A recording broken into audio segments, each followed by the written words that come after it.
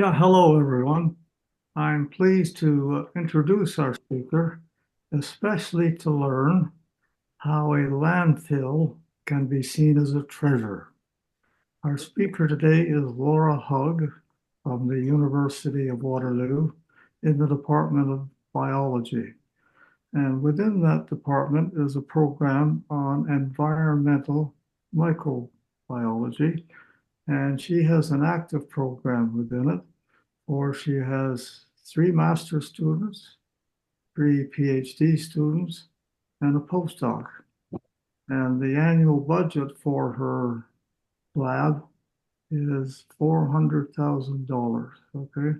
So she's a very active researcher. She's also active with the media. Okay. Where her work has been seen in the New York Times and other publications. So, what's her history?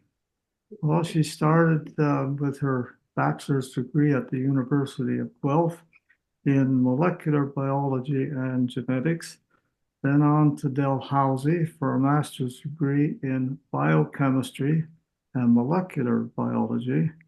And her PhD was obtained right here at the University of Toronto in cell and systems biology. To give you some idea about the depth of her science, let me read you the title of her PhD thesis.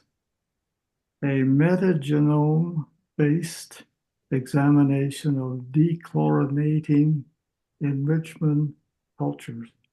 Heavy stuff, eh? Laura has won many awards, and I'm going to highlight two of them. One is the Governor General's Gold Medal awarded to Dalhousie's most outstanding master student in the natural sciences and engineering. Okay. Much more prestigious and much more significant is that she holds a Canada Research Chair.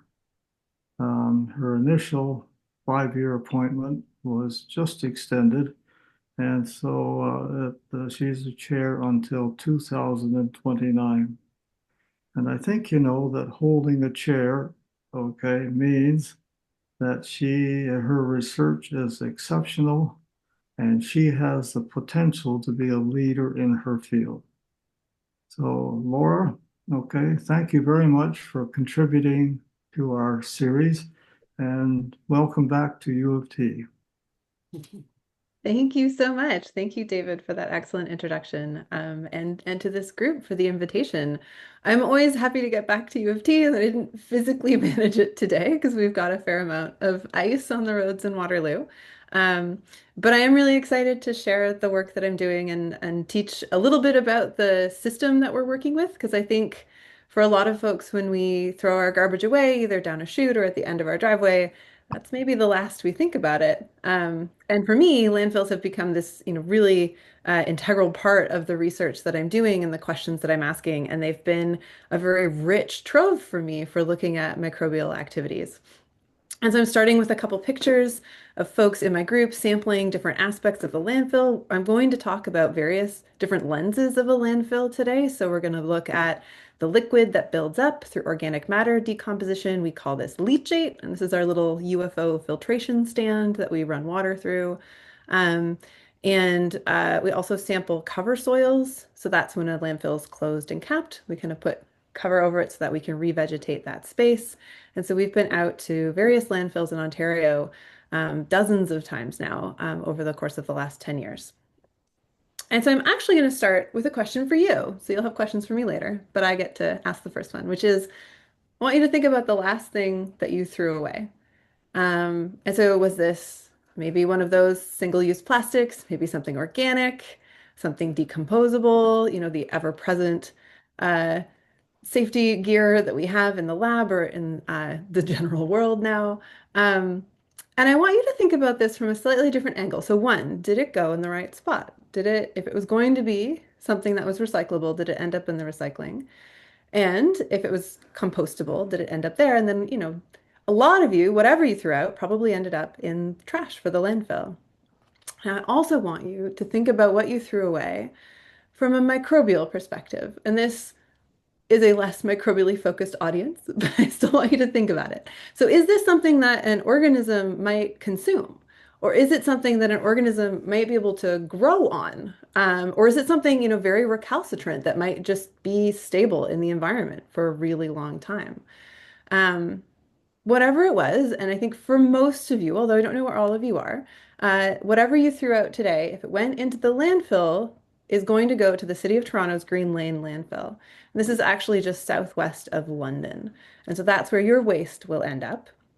The Green Lane landfill is one of many landfills. This is a map of the 620 large landfills that are in Ontario. There are about 3,000 landfills in total in Canada, and they end up taking up a lot of space. They represent a lot of waste, and it's, I think, something that we maybe don't necessarily know the scale of. Like our waste operation is a huge component of how we manage our land. And that brings me to my land acknowledgement. So I am at the University of Waterloo. I also live in the region of Waterloo. We are situated on land traditionally used by the Haudenosaunee, Anishinaabe, and Neutral peoples. And in my work, one of my goals is to reduce the impact of landfills on the long-term environmental health. And that includes lowering methane emissions, which will be a theme today, which contribute to climate change, which disproportionately affects Indigenous peoples. They are experiencing the effects of climate change much more directly than most of the rest of our population. And so just juxtaposing these maps, they are aligned with each other. So this is from native land, and these are the traditional owners of the lands that we live on. So this work is part of my continued goals of land stewardship and a shared stewardship of our environment. So what are municipal landfills? So they're these really heterogeneous but engineered environments. They're completely anthropogenic, right? Humans have created these. It is a solely generated environment, but they're embedded in freshwater systems. So it is waste embedded deep in and then piled above, usually an old landfill is a big hill, um, that, aquifers and surface water run through and around. And they are designed for storage and stability. So there are systems that remove liquid as it builds up. So leachate percolates through from rainwater and organic matter decomposition, and then is removed and sent for wastewater treatment or just recycled. There are gas capture systems in most modern landfills, and those capture biogas from the landfill and actually convert that into energy. And so the main site that I study in the Waterloo region has a gas capture system that powers its entire site and feeds electricity back to the grid. And so there are ways that we're trying to contain anything within the landfill from moving out into the environment, but leaks are inevitable, especially as landfills age. And so we do see groundwater wells as ways of monitoring what's happening in that surrounding aquifer. And they're designed, the idea with a landfill, and this was especially prevalent in the 80s, was that if you dug up a newspaper and it was 50 years old, you would still be able to read the newspaper. And that isn't really true. Um, the waste in a landfill will steadily be degrading over time. And so these are designed for storage and stability, but on much too short a time frame. Most of the waste that we are generating now has an expected lifespan of millennia, especially plastics, which are a massive growing waste stream. And landfills are designed to be stable and, separate from the environment for 50 to maybe 100 years. And so there's a growing threat from landfills to our natural environment. Now, I said landfills are a human-built system, and that is true. But once you are in a landfill, you are in a system that is entirely microbial. This is a microbially driven system. In my field, we sometimes work with bioreactors that are closed contained systems where microbial activity is monitored. And landfills are kind of just an enormous bioreactor on a sort of city scale. And microbes within these systems degrade the waste. They consume organics, they transform contaminants. Sometimes that makes the contamination less mobile or less toxic.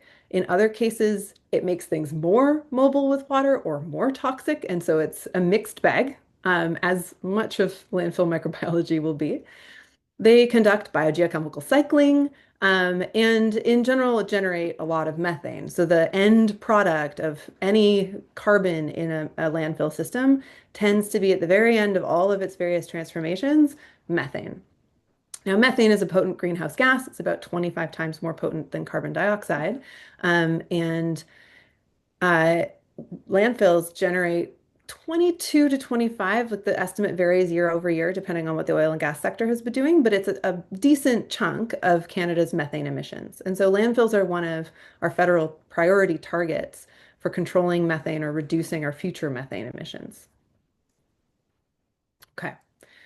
So today, I'm going to start by talking about, well, who do we actually see in these landfill microbial communities? How do we look at these systems? How do we ask these questions? We're going to follow methane from top to bottom through a landfill. And then if we have time, and I'm aware that I have a lot that I want to share, so then we'll talk a little bit also about the viruses in these systems. I think when you think about microbiology, it's common to think about bacteria, archaea, maybe eukaryotes, but the viruses are also a really important piece too. So I'm going to start with the tool that my lab uses the most frequently, and that is metagenomics. So metagenomics really breaks down to genomics is the study of a genome, and so that DNA blueprint within a cell. Metagenomics means the simultaneous study of many genomes, and that really is what the basic hallmark of the work that I do uses. And the reason, the reason that I do this is because in microbiology, we are faced with this fundamental challenge, which is that if we can get a microorganism to grow in the lab, then we can ask tons of really incredible questions. We can find out, what can it grow on? What can't it grow on? How does it survive under these various stressors? What does it do with its genome over time? We can evolve organisms in the lab in real time and look at how all of this changes. But the number of organisms that we can get into culture in the lab right now, after decades of concerted work to improve these numbers, is, and I'm proud to say, we now have it at 0.5% of the microbes that we can see in an environment we can bring back to the lab and successfully cultivate. They used to be lower, a lot lower. So we're doing better. But as you can see, there's a significant gap in what is in an environment and what we can see in an environment versus what we can directly ask questions of in a laboratory. And so I don't really work with microbes in the lab very often. We go out to the site, we sample directly from the site, and then we sequence the DNA directly from that location without any requirement for those cells to grow in different conditions. We just take them where they are. And this is a culture independent method. We don't have to cultivate them.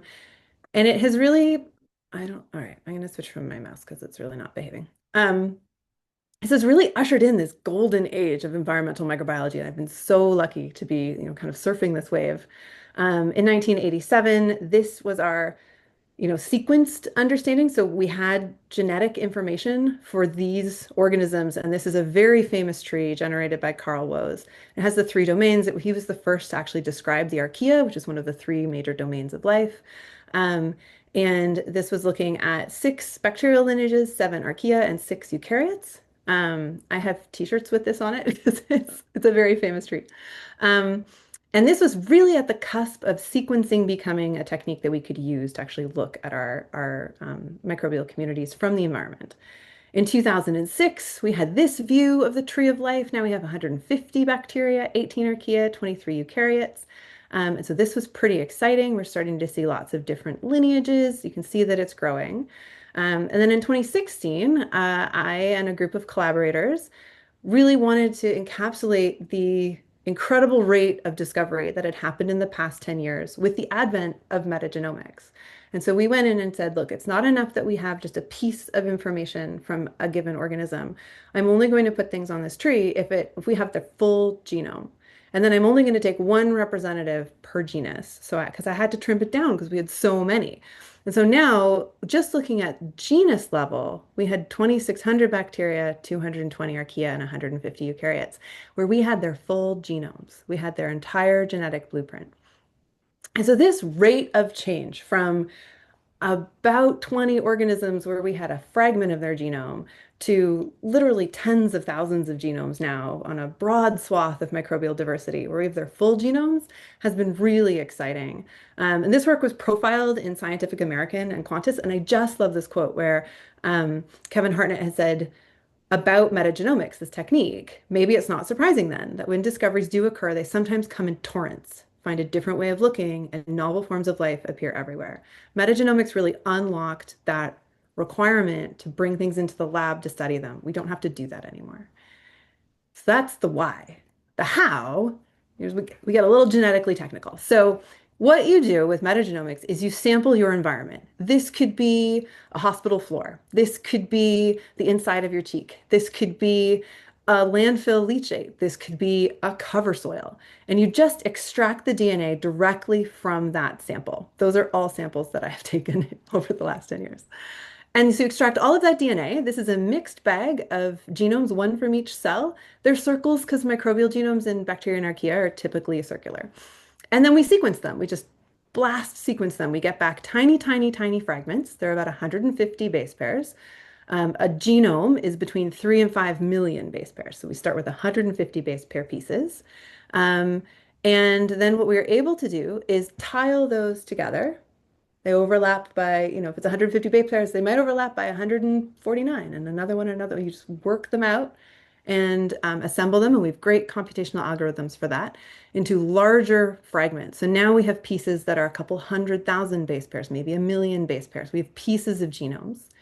And then we use characteristics of those pieces, and I'm cheating because I already have them colored here, but when we have them out of an assembler, we don't know what they are, to identify which of these belong to the same original genome. It's a process called binning, where you bin things together. And that generates these metagenome assembled genomes. And so we do that to clarify that we didn't have a single organism. We didn't take just one genome. We started with this mixed bag. We've deconvoluted it to these genomes. And my analogy for this is always that a genomics project would be to take 1,000 piece puzzle and break it up and then put it back together. And what I do is I put 1,000 piece puzzles into a bag and shake it up. And then I have to put the puzzles back together. And I don't have the pictures. And this is actually a cover of Genome Biology that featured some work from some collaborators and myself, where it had that kind of idea of we're trying to put these things back together from the environment and build our picture of microbial diversity from there. What can I do with this? Why do I do this? It's computationally intensive. It takes a lot of time. It takes a lot of money. Well, it gives me a lot of information. What I'm able to do is very, very accurately identify who these organisms are on the tree of life. I can look at if they're related to each other, or if they're relatively distant from each other on the tree, or if they're a pretty novel, long branch, maybe a new phylum or a new, like, bigger branch on the tree of life. But I also get this beautiful blueprint of what these organisms are capable of doing in the environment. And so maybe they have roles in sulfur and nitrogen cycling. Maybe they have a pretty complex network of sulfur and sulfate interactions where they might be playing a fairly pivotal role in the environment for that geochemical cycle. Some of them may be more enigmatic. Recently, we've discovered some lineages on the tree who they have very small cells, they have very, very small genomes, only about 1,000 genes. That's very few. And they don't have any of the building blocks that we typically associate with life. They can't make proteins or amino acids. They can't make nucleotides, which means they can't make their own DNA. They can't make nucleosides. They can't make their own RNA. And over some years, having discovered them in the environment, we've now been able to target them a little bit more directly and understand they actually live on the outside of larger cells, like little vampires, and they suck what they need out of those cells. And so they're called epibionts, which means an external symbiont, to the detriment of their host. They do ultimately kill the host. So they're little tiny predators. But it gives us a really clear understanding of what they could be doing in a site.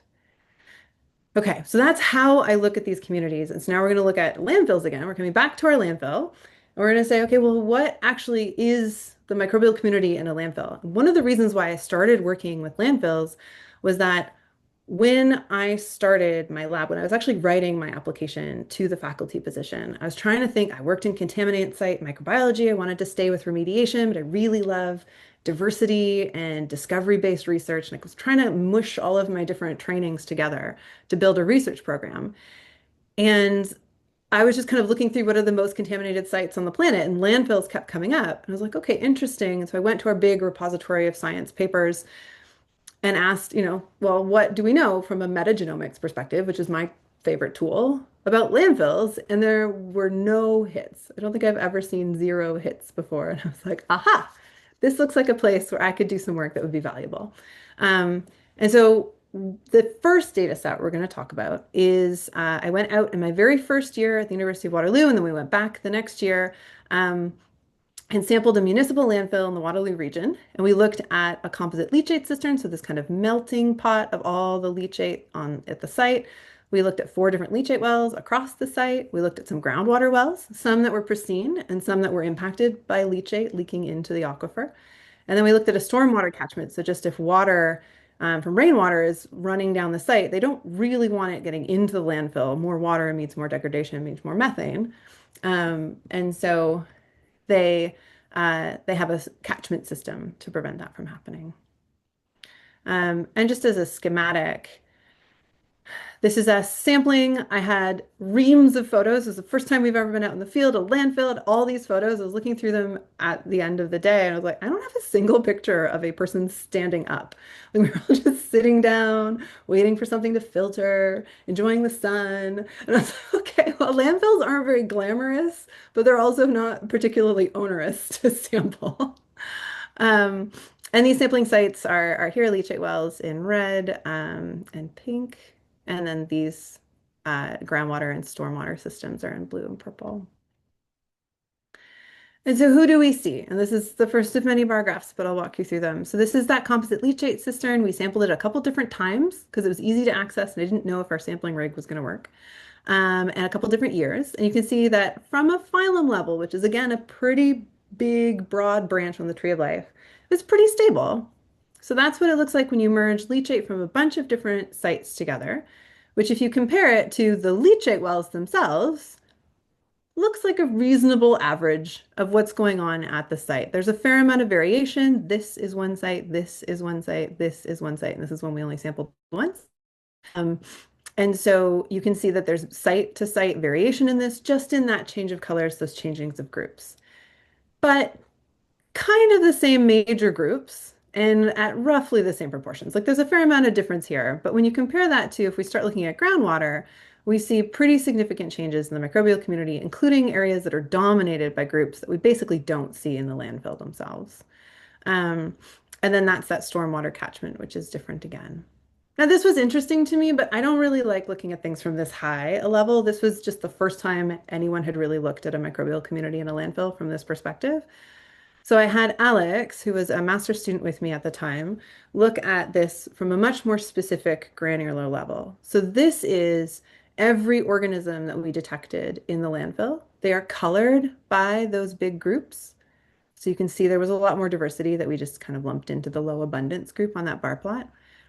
And then we plotted them based on the total number of times we saw them in the data, based on the number of those little reads, and the number of different sites that we saw them at. So this is prevalence across the site. How frequently did we see the same organism in different places? And overall, how frequently did we see an organism? And it's a log scale, so this changes pretty dramatically. And I want you to just see this upward trend where the more prevalent organisms also tend to be more abundant. So there is this core of pretty abundant, stable organisms who we see everywhere. There is a huge number, hard to actually depict, of organisms that are only seen once and seen at very low abundance. So there's a huge amount of potential diversity within the site. And if we summarize that, we can actually see that almost 74% of the organisms that we detected, we only saw in one place. And 80% of them we only saw in two. And so this was really exciting. Also, it was very depressing. One of the things that I wanted to do was develop a holistic model of a landfill microbial community. Like, this is who you'll see, and this is what they're doing, and this is how they interact with these other players. And what this was showing me was that, actually, if you just went over sort of one site in the same year, you had almost a complete turnover of your community aside from these relatively high abundance, more prevalent organisms. But this was, less than 1% of the community. And so it's a more complicated microbial community than I was necessarily expecting to find. But from the I love discovery diversity side of things, it's pretty exciting because we do find lineages. You'll see some of these lineages have weird names. LCP89, that's not a name, but it's because it hasn't been named yet. It's so new. People have seen it, but we don't have a good handle on who they are, what they do in a system. And we had fair a number that were actually unclassified at the phylum level entirely. These represent, again, those new big branches on the tree of life. Okay, so that's the snapshot of who we see. That pattern of really high diversity, high heterogeneity has held true in all the other sites that we've looked at too, and between sites. So it's that holistic model is a long way away where it needs to be functional. So one of my major research arcs right now is looking at methane, and because of climate implications, but also because methane is one of the key currencies in the landfill itself. And so we're going to talk about methane from top to bottom. And to do that, let's think about the top of a landfill in a little bit more detail. So you've probably been on a landfill. Landfills get turned into public parks. They get turned into golf courses. There's two in the GTA that are golf courses. We're going to meet one in a minute. Uh, and so often what you'll see is if there's a big grassy hill in the middle of an otherwise fairly well-developed area that doesn't seem to be, turned into housing or anything like that, it's probably a landfill. You can look for little metal pipes sticking up out of it at random points. Those are vents. Um, and so what you have in a closed capped landfill, this is the landfill that's no longer receiving waste, is that you'll have the waste. There will be sort of layers of waste and layers of daily cover to keep odor down and prevent leakage and things. And then usually there's some kind of membrane or clay. Modern landfills use geotextiles and membranes. Older landfills will just have a thick clay layer here. And that's kind of your protection for everything in the landfill not migrating up out of the soil. And then it's covered with some layer of cover soil, sometimes 10 centimeters, sometimes 2 feet, kind of depends on what was available to the city at the time. And then that's usually vegetated with something that has not very deep roots because you don't really want tree roots to come in. But it does happen.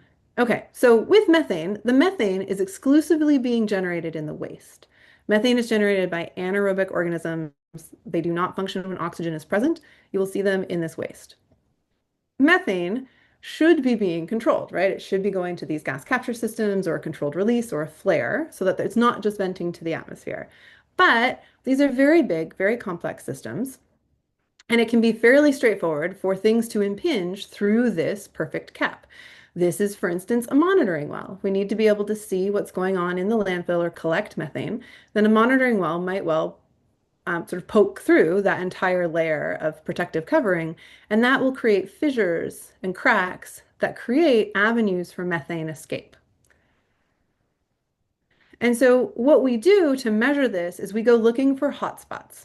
Um, and so we had a theory starting this project that these monitoring wells that impinge through the cap of a landfill, this is a landfill, a closed and capped public park in Waterloo region, that they would create localized areas for methane release. And so we went out and we measured from, sort of the start of an impingement point, so a monitoring well, and then out sort of 0.5 meters, a meter, 2 meters.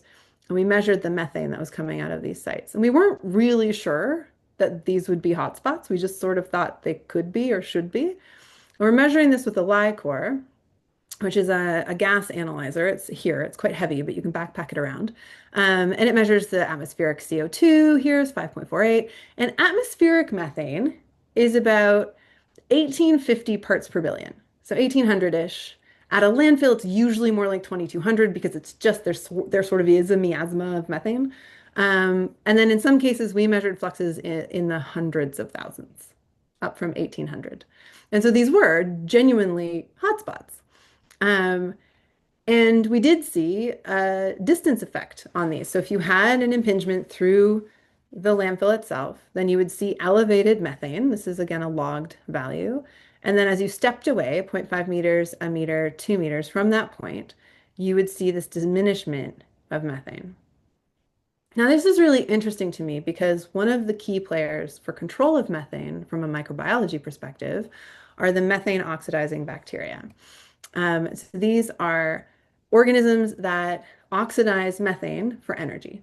Um, and they live at this point where there is sufficient methane in a system to support their life, but they are obligately aerobic. They require oxygen. And so they find a point in soils, usually, or the bottoms of lakes and places or wetlands. You find them in those wetlands as well, where the methane is coming up, but it's balanced by the oxygen being able to diffuse in. And so in our cover soils, we had this hypothesis that if you had methane effluxing from the soils, it would support methane oxidizing bacteria who would at the same time be mitigating that methane. Um, and so we were looking for them in these cover soils. And so we went out and did the same kind of sequencing that we've been talking about. And we looked at these control sites. So this is Nathaniel Wilms. He's a master's candidate in my group right now, and he's working with this data set. And to be fair to him, it's a bit of a mess because I just decided we should wander around on a landfill a couple times a year. And then eventually we brought in methane monitoring. And then eventually we started sequencing things, and he's had to kind of put it all together and be like, it would have been great if you had more of an experimental plan. And I was like, it was COVID. We wanted to be outside. So but it's really neat. It's actually really neat data. So we had these control sites. So they were kind of the same elevation, they had the same plant growth, but they didn't have any infrastructure breaking up the cap. And what we see is that they don't have any methane, and they also don't have any of these methanotrophic lineages. There's no one consuming the methane, which, fair enough. We looked at sites where, when we were first out measuring methane, we saw a pretty high efflux of methane along these gradients, which, now this is the trick with working with landfills, the engineers of the landfill were not happy about. So they built a biofilter and redirected all of the methane at the site through the biofilter. And so our hotspots disappeared. And some new ones near the biofilter popped up. So we're like, okay, well, in 2020, these were hotspots. And they had upwards of 50% of all of the microbes in their soil were methane oxidizing organisms. So they were hugely, hugely enriched for this function. Still a ton of methane emitting, but some amount of it was being oxidized as it went through. And then over time, the methane disappeared from the site because of these changes to the site. And some, specifically this Chronothrix group, organisms really diminished. Without an active high level of methane, we really didn't see those methanotropes persisting. But these other organisms, the methylobacters in orange, didn't really change in overall abundance that much. They were persisting at the site. And remember, if there was never any methane, we don't see them at the site. These sites are not very far away from each other. These are paired. Um, and uh, and so we thought that was actually really interesting. But we had new active sites. We had sites where in 2022 there really wasn't any methane, or maybe there was some methane consumption happening. And then they re-engineered the site, and suddenly these were hugely hot spots. And you can see that there is this increase in the methanotrophs existing at the site. So they're very directly responding to methane at the site. We're like, this is really interesting. But as I said, this was many years of somewhat haphazard field work. Because I thought it was an interesting idea and I could convince my students to come with me. And so we're like, okay, let's also do this properly. And so we went out and tested these trends across multiple landfills. We did all of this in collaboration with Peel Region. We sampled 4 different landfills over the course of 4 different sampling points. So it was a May, July, August, October of a single year, looking at some seasonal changes. This is that transect where we're measuring methane. We fill up the chamber over time with, if the methane's going up or down, we can see that change reflected. And then we took some soil samples, and these are all our different sites. One of them's a golf course. We were sampling and had a golf ball, kind of someone was yelling for, and we all had to duck. But it's this Braeben golf course in Mississauga. If you're a golfer, you might have been out there. It's a landfill. They put a lot of cover soil on it and to build it up to make it look like the Scottish Highlands. So it's quite an exciting place to drive a golf cart around, especially loaded with scientific supplies and ice. So we were out sampling for most of the summer of 2022. And this work was led by Emma Roy. She's now a master's candidate at McGill. She was a really exceptionally talented undergraduate student that I was working with. And we found hotspots at all of these landfills, which started to answer the question just like, is this an isolated phenomenon? Is this something we wouldn't see elsewhere? But you can see we have control sites for each of these landfills. The first two letters is the landfill code. C just means the control site. And then we had one or two hotspots at each of the landfills. And you can see that the closer to the impingement through the cap, the higher the methane tended to be, but that it also changed a bit seasonally. If we look at the organisms that are present, we saw some interesting things. So at landfill A, we saw that there was this fairly steady signature at the two sites where we saw methane. And then there was this Methylobacter, which you might remember as a name, present at our control site. And we took all of these samples and we sequenced them all at the same time. So we did not know what it looked like as we were going. So we got this back and we're like, this doesn't look like a control site. For comparison, here's another one. This is a control site. We never saw any methane at the site. We really do not see very high levels of methanotrophs at all. At this landfill, we sometimes have 20% of our community is methanotrophs. They're consuming methane that we never saw. And so again, we think what we're picking up is this persistence, this legacy effect of exposure previously, sometime before we were sampling this site, of high levels of methane.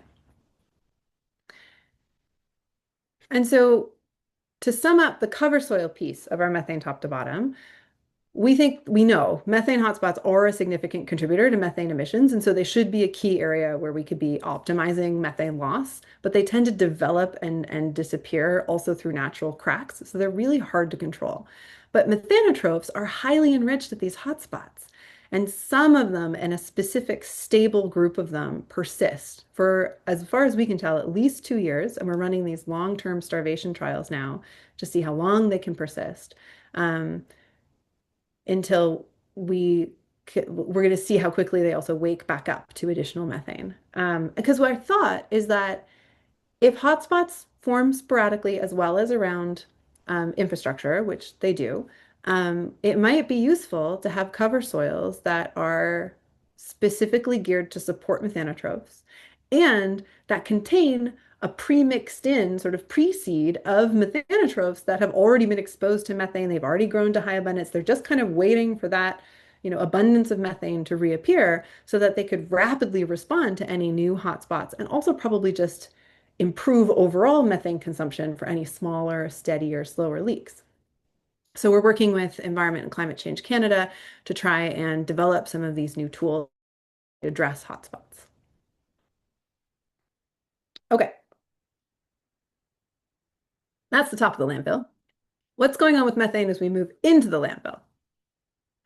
And so now we're going to be talking about this waste. And the waste is really interesting because it is not static. And from a gas perspective, there are 5 major phases of a landfill's life. So in the first phase, everything is degrading very quickly and changing rapidly, and all of the oxygen is being rapidly consumed. There are a lot of organisms that will preferentially use oxygen and then move to other substrates and terminal electron acceptors when they need to. And so oxygen is pulled out of the system. Phase 1 is typically very fast, 2 years-ish. Phase 2 and phase 3, we see anoxic conditions and these anaerobic metabolisms moving in, but there's still a lot of carbon in the system. There's complex carbon being broken down. And as you start to exhaust that complex carbon, you get into this more fermentative system where now your end product is largely methane. And so the big difference between phase 2 and phase 3 is in phase 3, we start to see the rapid generation of methane. Phase 4 is when you have stable, very high levels of methane being produced.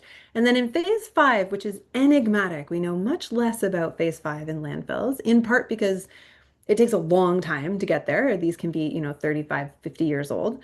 And also they've just been understudied because they're a bit less active. They've been stable for a while. Mostly people have moved on. And so we're working with a lot of older waste right now. So the methane consumption drops, processes slow down, and you can start to see a little bit of oxygen creeping back into these systems. And that really changes what the microbial dynamics at that site might be, especially for methane. And so the person pictured here is Dr. Daniel Gregoire. He's currently an assistant professor at the University of Carleton in their chemistry department. He was a Banting postdoc in my group for 2022 to 2023. And he was amazing to work with. It was a really fun collaboration. And so he was working with this landfill in the northeastern US. Um, and it was unique in that when they had deposited waste, they had finished, closed, and capped a cell and then started a new cell. And they weren't connected. And so we had these time capsules of different aged waste across these gradients of years. And so A and B were much older waste. C was 31 years old, so 36, 31, 25-ish, 20, and then newer and active open phases. So F2 is where they're currently landfilling. And so we took leachate samples from each of these, and then the landfill engineers had this huge wealth of geochemical data, and they were so excited to give it to us. Like they were so pleased. We had to go through official channels. We had to do like a FOIA request through the US government because it was a federally owned site. But like I've never met people so excited to give me their, 50 years of records of geochemistry from a site. It was so delightful. Um, and so what that meant was that we were able to look at what was actually going on at these sites and what the microbes were experiencing, the different salts, the different metals, the different pH levels, how that had changed over time. So we could see what the microbes were at the exact time we sampled, but we could see what the waste had undergone and how it had changed all the way back for each of these cells. And so at the time of sampling, you could see that cells A and B, most of the gas they're generating is methane, but they're generating very little, right? Compared to almost all of the gas that we're able to see is methane with really low oxygen in the newer waste, those F cells. And they're generating much, much, much more, and in some cases, huge amounts more methane over time. So this is that kind of diminishment of methane over time and a slow infiltration of oxygen back into the system in older waste. And so we've been talking about methane oxidation. So now we're going to talk about methane generation. So this is the other half of that methane cycle from a microbial perspective. So methanogens are the organisms that generate methane, and they all use the same gene. So there's one main pathway that takes there's various arms of the pathway that get you down to this single intermediate, and there's one enzyme that creates methane from it. And so regardless of what different inputs they're able to use, how metabolically flexible they are, you can identify methanogens from the MCRA gene. But there are different ways of accessing carbon to create that methane molecule.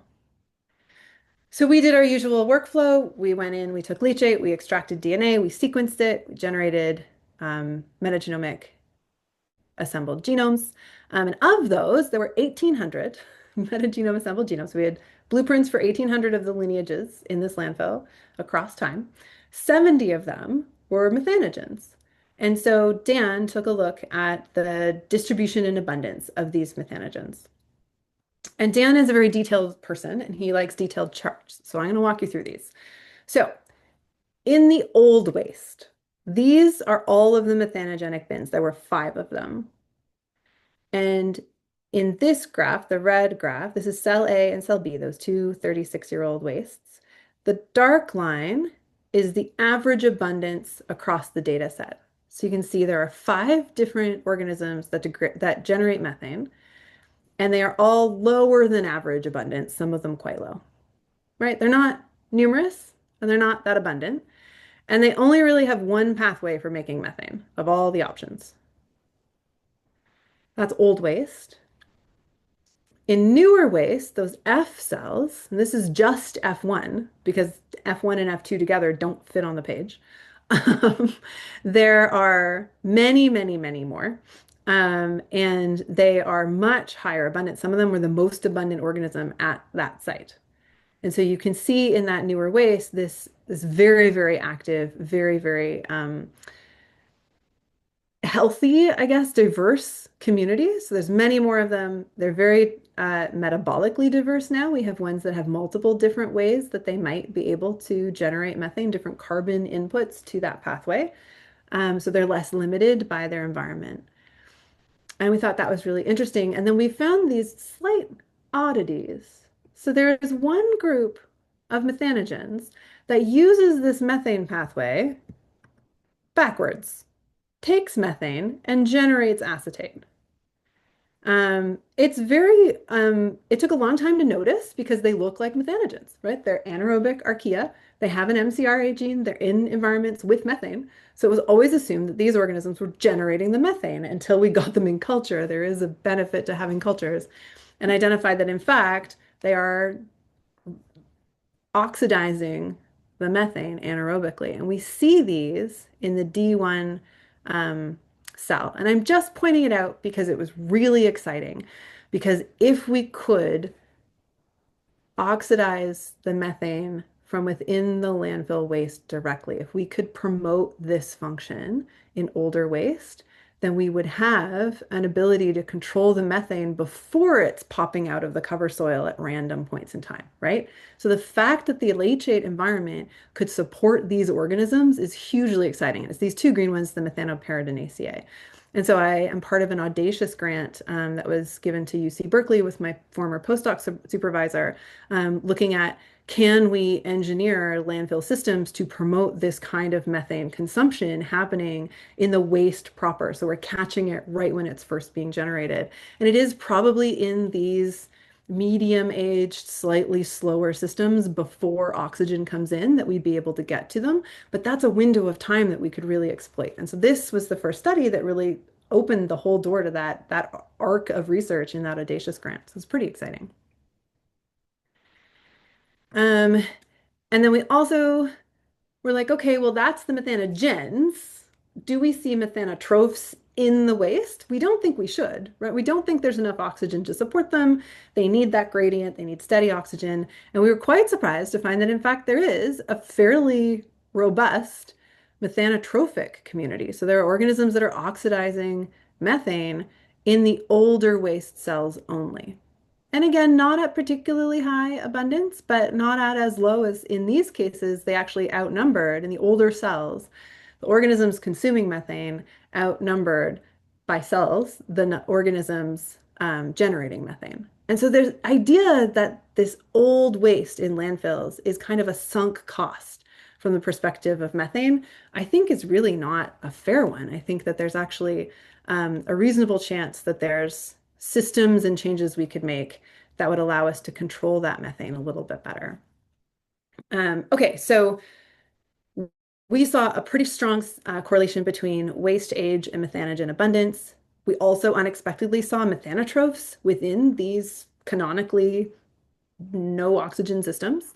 Um, and we really feel like this is an area where there is a microbial solution or a microbial lever that could be used to shift how things are moving within these systems. Um, and so that is where a lot of my future direction with this research is going, is to say, okay, well, now that we know this is possible, can we make it one of the dominant processes? Can we improve the amounts of this? Can we make it happen at every landfill? And so that's where the next 5 years are probably for me, which is pretty exciting. Okay, do I have 5 more minutes? Is that fair? Okay, Linda's saying yes, so I'm going to keep going. Okay, so we are going to touch very, very briefly on viral dynamics within these systems, because mostly all I've been talking about right now are bacteria and archaea, the single-celled organisms. Viruses are this very different system, right? They're not really technically living organisms at all. They are um, non-cellular components. They're considered microbes, but not microorganisms because they're not alive. And they require a host to replicate. And so they have to have their host in the system. They infect it, they hijack its genetic machinery, create many, many copies of themselves, and then, continue going. But microbial viruses are really interesting because they target these hosts in environments and they can really change the microbial community structure and system. They tend to attack in highest amounts the organisms that are doing the best in the systems, kind of kill the winner. But in marine systems, viral lysis is responsible for 20% of biomass turnover. So 20% of the cells in the ocean of like marine microbes are being killed by viruses every day. And so it is this huge source of turnover within the system. And then I hope most people here have heard at least a little bit about CRISPR-Cas systems for genetic editing. They won the Nobel Prize, Jen Doudna and her team, a couple of years ago. But CRISPR-Cas systems are actually a microbial immune system against viruses. That's where they come from. And so we can also look for new tools in this system. Okay, and so this work was really sparked by this paper that was published in 2016 by David Pais-Espino, who is a colleague of mine, looking at uncovering Earth's virome, where they specifically said, we really found the most like poorly characterized, novel, strange viral sequences from soils, plant-associated, and engineered samples. And so we probably need to go do more looking in those environments to really better understand what this was. Um, and in 2016, that was when Nikhil George, who was a PhD student in my group, started his PhD. And he was like, okay, well, I'll look for viruses in landfills. And I was like, okay, sounds great. Let's do it. We're back to here. Now, I have never really pointed out that we have pink in these systems, and we've never really turned those into any kind of a genome. They got lost along the way, right? And that's because they're viruses. And so our system was looking for microbial genomes, kind of threw them out. Nikhil developed this pipeline to identify, quantify, and annotate viral genomes. You don't need the details on this, but I've put up the references because Nikhil started his PhD in 2016, built a lot of these tools kind of partially and ad hoc by hand, and then really good, almost commercial level tools were all published in 2020, 2021. He was able to go back to his data and start using these tools more effectively. Okay, so we have 27 metagenomes. They're from Southern Ontario, so those landfills that we were talking about earlier with the cover soils, we're back to some of those. The northeastern US that we talked about, the waste data from, and then also now a landfill out in California. And in each of these, the percent of the DNA that we sequenced that was viral ranged from 2 to 13.5%. So it's a pretty solid chunk of the microbial community. And so we were interested in who do these viruses infect? What do these infections look like over time? And I don't know what's going on. What's cool here? Um, and so to do that, we looked with these CRISPR. So CRISPR stands for clustered, regularly interspaced, short palindromic repeats. And what happens is that when a virus infects a host cell, it injects its DNA into the cell. If for whatever reason this infection fails, so the virus does not kill the cell persists, and the cell has CRISPR machinery, then what it does is it cuts a little piece of the virus DNA out, sticks it into this regularly interspaced repeat structure where it goes repeat piece of virus, repeat piece of different virus, repeat piece of some other virus, repeat piece of virus. And it creates this little memory bank saying, I've seen this virus before. I don't want to deal with it again.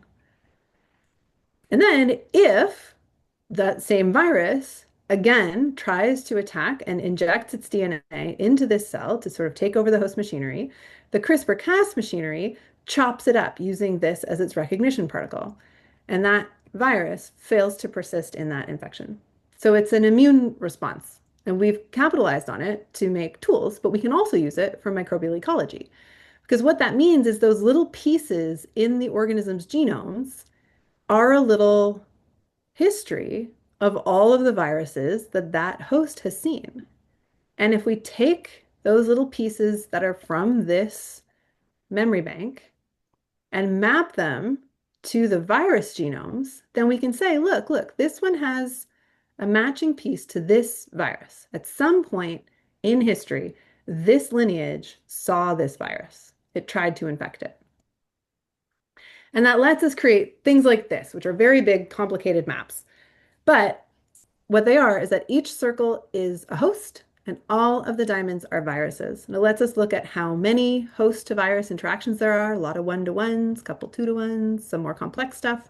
And it lets us identify weird things like this. Let's zoom in there, where we see this arms race between the hosts and the spacers, where for whatever reason, now this virus has been evolving away from this host and they've been attacking it and trying to put it back into their CRISPR array. And so that array had 48 different targets to that virus across that viral genome, just this ongoing war to prevent infection.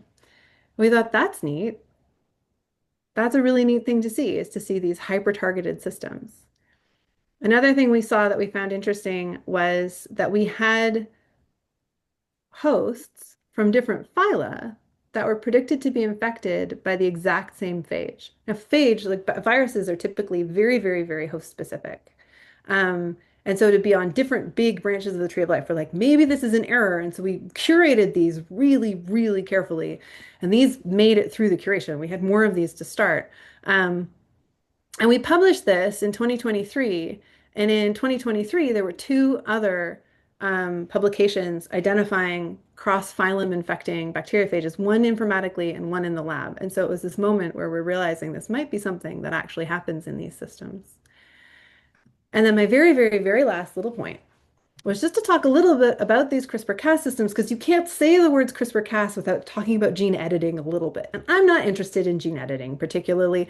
I'm more interested in what these are doing to the environmental microbiology of the system. Um, but viruses can encode CRISPR-Cas systems.